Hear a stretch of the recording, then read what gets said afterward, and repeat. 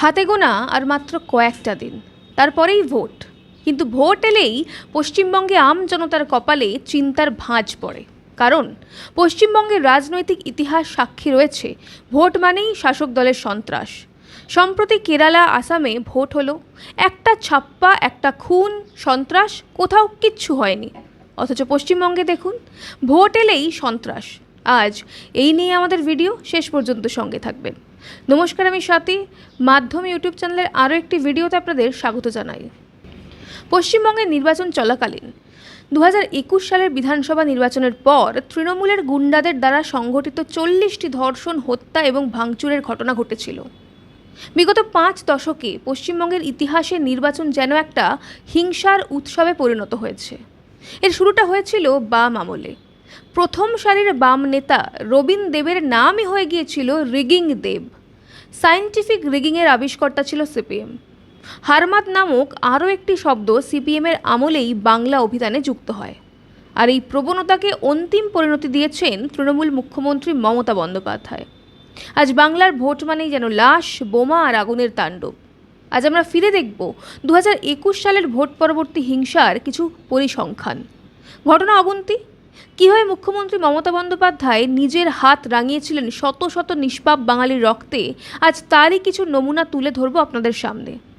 আজকের এই ভিডিওতে আমরা এরকম 40টি রোমহর্ষক ঘটনার কথা আপনাদের সামনে রাখব। শুনতে শুনতে চোখে জল এসে যাবে যে কোনো মানুষেরই। শুরুটা করা যাক কলকাতা থেকে। বিজেপি কর্মী অভিজিৎ সরকারকে পিটিয়ে হত্যা করা হয়।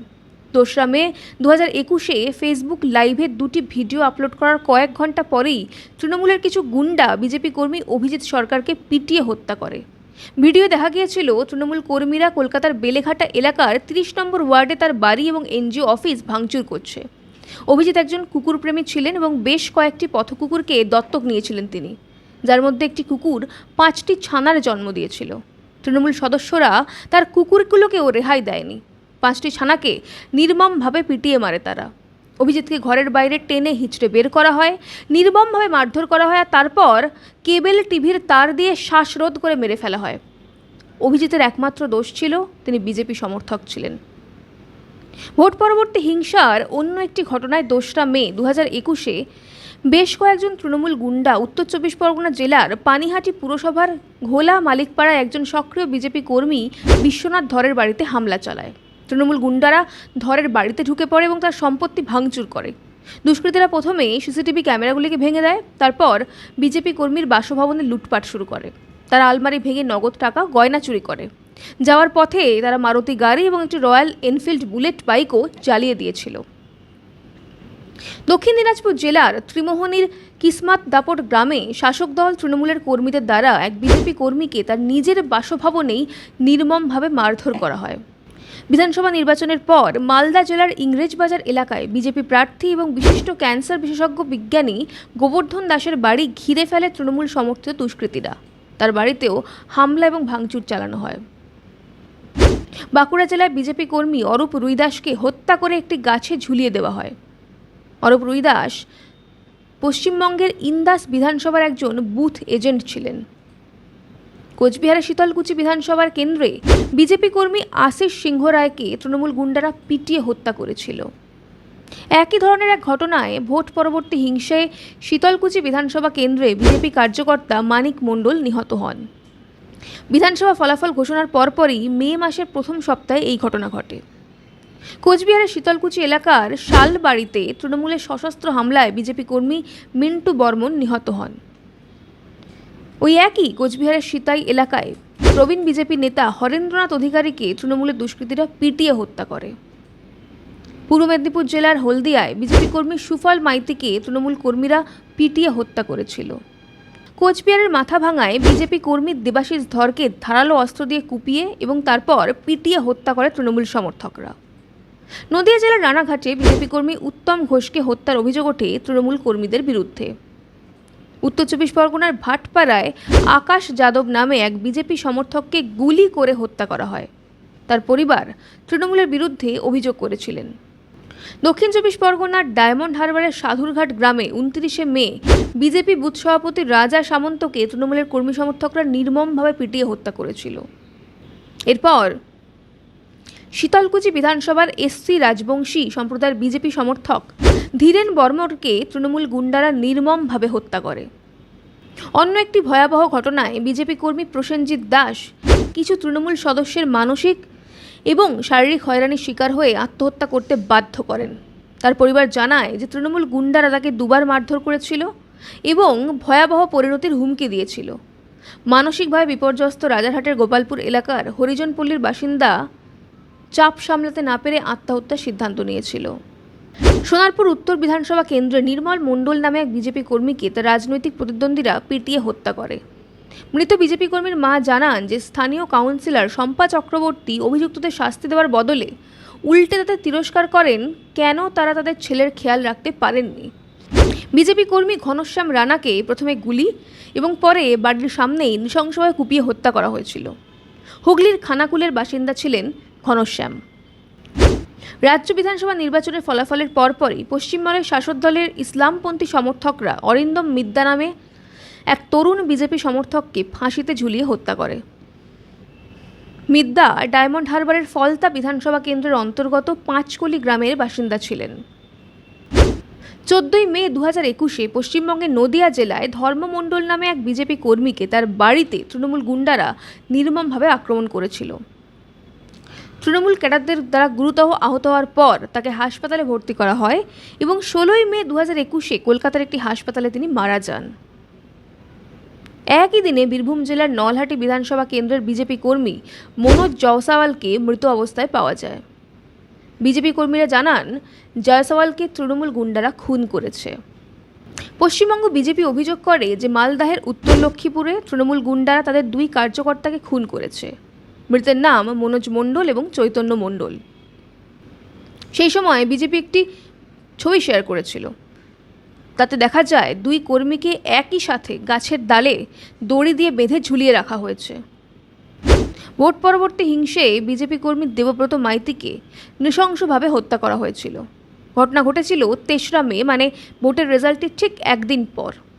নন্দীগ্রামের বাসিন্দা দেবব্রত মাইতিকে তৃণমূলের গুন্ডারা আক্রমণের পর আশঙ্কাজনক অবস্থায় তাকে হাসপাতালে ভর্তি করা হয় এবং 13 মে তিনি মারা যান। একইভাবে পশ্চিমবঙ্গের বীরভূম জেলার বোলপুরের বিজেপি কর্মী গৌরব সরকারও ভোট পরবর্তী হিংসার শিকার হন। শীতলকুচি বিধানসভা কেন্দ্রে ভোট পরবর্তী হিংসায় বিজেপি কার্যকর্তা মানিক মণ্ডল নিহত হন। বিধানসভার ফলাফল ঘোষণার পর মে মাসের প্রথম সপ্তাহে এই ঘটনা ঘটে। অন্য একটি ঘটনায় উত্তর 24 পরগনা জেলার ভাটপাড়া পুরসভার জগদ্দল এলাকার বাসিন্দা শোভা রানী নামে 80 বছরের বৃদ্ধা তার ছেলেকে আক্রমণকারীদের হাত থেকে বাঁচাতে গিয়ে নিহত হন। তৃণমূলের গুন্ডারা তার বাড়িতে ঢুকে তাকে এবং তার ছেলেকে মারধর করে। প্রবীণ এই মহিলা ঘটনাস্থলেই মারা গিয়েছিলেন। বীরভূমের নানুরে বিজেপি কর্মী সন্দীপ ঘোষকে কুপিয়ে হত্যা করেছিল তৃণমূলের সমর্থকরা। পুরুলিয়া জেলার বলরামপুরে বিজেপি কর্মী বিশ্বরূপ মাহাতোকে তৃণমূলের গুন্ডারা পিটিয়ে হত্যা করেছিল। পূর্ব বর্ধমানের রায়না এলাকায় তৃণমূলের হামলায় নিহত হন বিজেপি কর্মী বিপ্লব মণ্ডল। উত্তর 24 পরগনার ভাটপাড়ায় নিজের বাড়িতে বোমা হামলায় খুন হন বিজেপি কর্মী জয়প্রকাশ যাদব। দক্ষিণ 24 পরগনার ক্যানিংয়ে তৃতীয় লিঙ্গের বিজেপি কর্মী টিপু হিজড়াকে তৃণমূল গুন্ডারা পিটিয়ে হত্যা করে। বীরভূমের বোলপুরে বিজেপি কর্মী বিমল সরকারকে গাছে ঝুলিয়ে হত্যা করা হয়েছিল। কলকাতার এন্টালিতে বিজেপি কর্মী সজল মণ্ডলকে তৃণমূল গুন্ডারা পিটিয়ে হত্যা করে। পূর্ব মেদিনীপুরের পটাশপুরে আক্রান্ত হওয়ার পর বিজেপি কর্মী অপু মান্না হাসপাতালে চিকিৎসাধীন অবস্থায় মারা যান। শুধু এখানেই শেষ নয়, তৃণমূলের হাত থেকে বাদ যায়নি 17 বছরের এক নাবালিকাও। তফসিলি সম্প্রদায়ের নাবালিকাকে তৃণমূল কর্মীরা গণধর্ষণ করে জঙ্গলে ফেলে রেখে যায়। পরের দিন তৃণমূল নেতা বাহাদুর শেখ তার বাড়িতে গিয়ে পরিবারকে অভিযোগ দায়ের না করার জন্য হুমকি দেয়। তিনি হুমকি দেন যে অভিযোগ করলে তিনি তাদের বাড়ি পুড়িয়ে দেবেন এবং তাদের মেরে ফেলবেন। রাজ্য বিধানসভা নির্বাচনের ফলাফলের পর পূর্ব বর্ধমান জেলার কেতুগ্রাম তহসিলের শ্রীপুর গ্রামে 22 বছর বয়সী আরএসএস কর্মী বলরাম মাঝিকে তার বাড়িতেই তৃণমূল গুন্ডারা নির্মমভাবে মারধর করে। সেদিনই তিনি মারা যান। 2021 সালে বিধানসভা নির্বাচনে তৃণমূলের বিপুল জয়ের পর অনেক বিজেপি কর্মী এবং তাদের পরিবারকে তৃণমূল ক্যাডারদের হিংসার ভয়ে পশ্চিমবঙ্গ ছেড়ে প্রতিবেশী রাজ্য আসামে চলে যেতে হয়। প্রায় 300-400 মানুষ সীমান্ত পেরিয়ে উত্তরবঙ্গ থেকে আসামের ধুবড়ী জেলায় প্রবেশ করেন। বিজেপি সমর্থক এবং তাদের পরিবারদের ত্রাণ শিবিরে আশ্রয় দেওয়া হয়েছিল। বেশ কয়েকজন বিজেপি নেতা এই শিবিরগুলি পরিদর্শন করেন এবং ত্রাণ সামগ্রী বিতরণ করেন। আসাম সরকার ধুবড়ীতে এই কর্মীদের সাময়িক সহায়তা প্রদান করেছিল। অন্য একটি ঘটনায় 2021 সালের পশ্চিমবঙ্গ বিধানসভা নির্বাচনের ফলাফলের পর ভাটপাড়ার কাকিনাড়া এলাকায় একটি বিজেপি কর্মীর বাসভবনে বোমা নিক্ষেপ করা হয়। রাজ বিশ্বাস নামে এক বিজেপি কর্মী জানান যে 3 জন ব্যক্তি তার বাড়িতে বোমা ছুঁড়েছিল। পৃথক একটি ঘটনায় তৃণমূল কর্মীরা যাদবপুর বিজেপি প্রার্থী রিঙ্কু নস্করের বাড়িতে হামলা চালায়। নির্বাচনে তার পরাজয়ের পর তৃণমূল গুন্ডারা বিজেপি প্রার্থীর বাড়িতেও ভাঙচুর করেছিল। অন্য একটি ঘটনায় পশ্চিমবঙ্গে 2021 সালে বিধানসভা নির্বাচনের ফলাফলের পর গণেশ ঘোষ নামে এক বিজেপি কর্মীকে রাজ্য ছাড়তে বাধ্য করা হয়। তৃণমূল কংগ্রেসের গুন্ডারা তার রিসর্ট তছনছ করার পর তিনি সপরিবারে পশ্চিমবঙ্গ থেকে পালাতে বাধ্য হন। দুষ্কৃতীরা শান্তিনিকেতনের খোয়াইহাটের শকুন্তলা গ্রামে ঘোষের রিসর্টে হামলা চালায়। রিসর্টটি বিশ্বভারতী বিশ্ববিদ্যালয় থেকে মাত্র 5 মিনিটের দূরে অবস্থিত ছিল। আমি তো মাত্র কয়েকটা উদাহরণ দিলাম। এমন হাজার হাজার ঘটনার খোঁজ পাওয়া যাবে এই রাজ্যে ভোটের ইতিহাস ঘাটলে। আমরা বাঙালিরা মুখে বলি আমরা নাকি খুব শিক্ষিত জাতি, অথচ বাস্তব চিত্র সম্পূর্ণ ভিন্ন। আপনাদের কি মনে হয়, এবারের নির্বাচন কি ভয় আর সন্ত্রাসমুক্ত হবে? জানান আমাদের কমেন্ট করে। আজ এই পর্যন্তই, দেখা হবে পরের একটি ভিডিওতে। ততক্ষণ পর্যন্ত সঙ্গে থাকুন, দেখতে থাকুন মাধ্যম।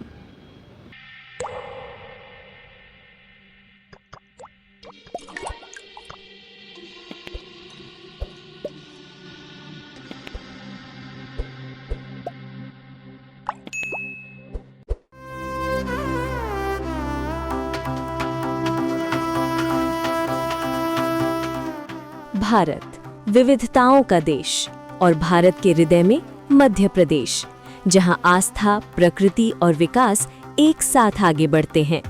प्रधानमंत्री नरेंद्र मोदी जी का विजन पर्यटन को केवल भ्रमण नहीं, आर्थिक सशक्तिकरण का माध्यम बनाना, और उस विजन को जमीन पर उतारने का संकल्प मुख्यमंत्री डॉक्टर मोहन यादव का मिशन। पीएम श्री पर्यटन वायु सेवा इंदौर, भोपाल, उज्जैन, ग्वालियर, जबलपुर, रीवा और खजुराहो को जोड़ती नई उड़ानें, तीर्थयात्रियों और पर्यटकों के लिए बेहतर सड़कें, ठहरने की आधुनिक सुविधाएं, महाकालेश्वर ज्योतिर्लिंग आस्था का कालजयी केंद्र, ओमकारेश्वर ज्योतिर्लिंग अद्वैत चेतना का तीर्थ, अमरकंटक नर्मदा का उद्गम, चित्रकूट राम कथा की पावन भूमि, Kanha tiger reserve, Bandhavgarh tiger reserve, Pench tiger reserve, प्रकृति संरक्षण के साथ इको टूरिज्म का विस्तार, कूनो और गांधी सागर वन्यजीव संरक्षण की नई पहचान, प्राणपुर, सावरवानी और लाडपुर खास सर्वश्रेष्ठ पर्यटन ग्राम, चंदेरी का क्राफ्ट हैंडलूम टूरिज्म विलेज रोजगार और परंपरा का संगम। मोदी जी का विजन भारत को वैश्विक पर्यटन मानचित्र पर अग्रणी बनाना, यादव जी का मिशन मध्य प्रदेश को उस विजन की धुरी बनाना। मध्य प्रदेश आस्था, प्रकृति और विकास का संगम।